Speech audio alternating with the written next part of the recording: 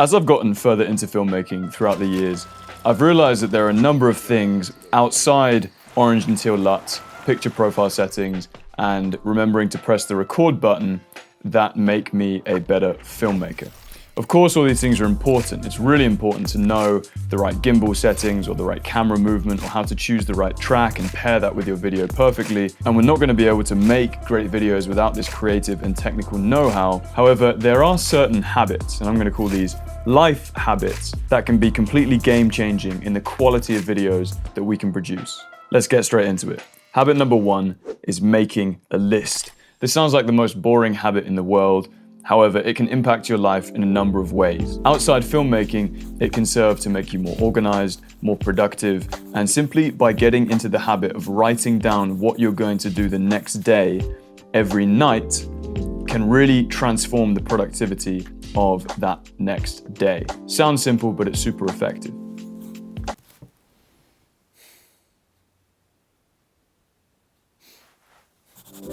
Slightly deeper than that, it allows us to be proactive. It allows us to choose what we're going to be working on rather than reacting to what happens in that day and letting the events of that day dictate what we're going to be doing. By setting our intentions the night before, we have a creative dominance over that day and we are being proactive rather than reactive. So how does this link to our filmmaking? Filmmaking is obviously something creative. We are bringing into existence something. So that requires a lot of dedication and also willpower. By simply making a list and writing things down, whether those are to-do things or more kind of intention things, it can really help us eliminate that time in between where we're thinking, oh, what should I do now? What should I do next? By having a list there during our filmmaking process and before our filmmaking process, it can really help us stay completely on track in the videos that we're going to make. All right, life habit number 2 is getting up early. In our lives, obviously, this can just give us simply more time in the day. At least for me, I'm not really a night owl. Most of my productive time is in the day, and I'm rarely doing anything past 7, 8 o'clock in terms of anything productive. So the earlier I get up, basically, the more time in my day I have to create things, to be more productive. You can obviously see how this is going to link to filmmaking. By getting up early, we have more time to shoot those videos and also more time to edit those videos and also more time to do relaxing things in between. If we end up getting up late, say we get up at 10 or 11, then we've got less time to do the productive things, but we've also got less time to chill out and enjoy ourselves throughout that day. Not to mention the huge added bonus of getting up early is that you will have access to the first golden hour or the first blue hour, which is basically the hour after the sun rises or the hour before the sun rises. Now, depending on which country you're in, this can be super early and you're not always going to have access to that because especially in summertime, you might have to get up at 4 or 5 a.m. But it does help us have a lot more time where the conditions are shootable. We want to be avoiding that midday, completely overhead sun that make all of our shots look very harsh and uncinematic. And by getting up early, you're not just limiting yourself to shooting sunsets and getting the golden hour in the evening, it means you can also have access to the golden hour and that nice light in general in the morning.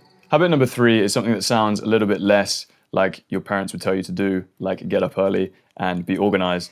Habit number 3 is practicing presence. This can have a huge impact in your life as it has in mine, which basically allows you to have slightly less thoughts, more space in between those thoughts, to feel more peaceful, to have more appreciation, and to have more awareness. Practicing presence doesn't have to be specifically meditation.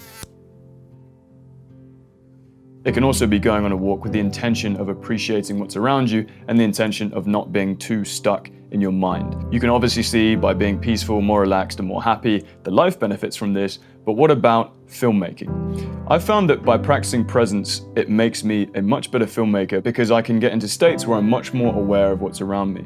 It makes it slightly easier for me to escape my mind and escape my overthinking brain and just observe and be with my environment. Let's say I'm in nature, I can be looking around at the things that make me react, the things that make me nostalgic, the things that make me emotional. I can pay attention to my senses, the sense of smell. What would that smell like? What would that feel like? What does that look like? And by being in my senses and being out of my mind, I can actually be a better filmmaker by capturing those things that pique my own interest and stimulate my own senses to create videos that hopefully make you feel like you are there with me. The opposite of this would be to be in an environment where you're not even paying attention too much of what's around you, you're too caught up in your own thoughts, and hundreds of amazing things completely pass you by because you're too worried about the film that you're making, or you're too distracted by other things. And so you could end up with a film that looks quite boring, quite dull, with a load of shots that don't mean too much, versus having a video that's rich in sensory information and emotion. Habit number 4 is something called ready, fire, aim. Now, I'm not sure who first originally came up with this habit, but it is definitely something that's had a big impact in my life. This mindset is basically to say, avoid spending too much time in the planning where you don't take action. This mindset has a big emphasis on taking action and then adjusting after you learn from that real world experience. This can hugely benefit your life by allowing you to avoid procrastination. By always having this emphasis on action, you actually do the things that you would be otherwise putting off, and then adjusting and planning after you have done those things. This could be anything from starting a business to talking to that person that you want to talk to. Hi. And yeah, you guessed it, filmmaking. By getting out there and making a film, just getting out there today and doing it, and then bringing that stuff back, editing it, and then learning from that to then plan for the next film is a much more effective way of doing it than not having made a film before, sitting there planning and theorizing on things that you don't even have experience over, so it's quite hard to plan for anyway, and then going out there and trying to execute it perfectly first time.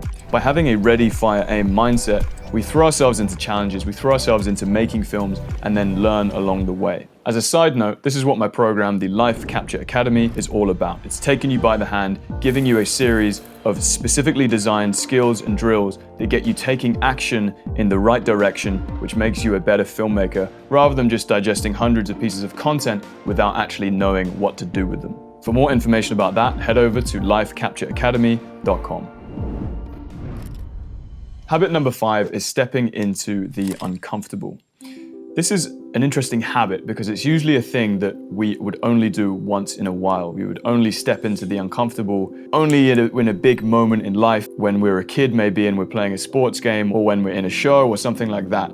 But by making this a habit in your life, by stepping into the uncomfortable regularly, we can reap huge benefits. This can lead us to take more healthy risks, to become more vulnerable, to grow our characters more, and enable us to become more successful. In filmmaking, this can allow us to talk on camera in the middle of the street when many people are watching you.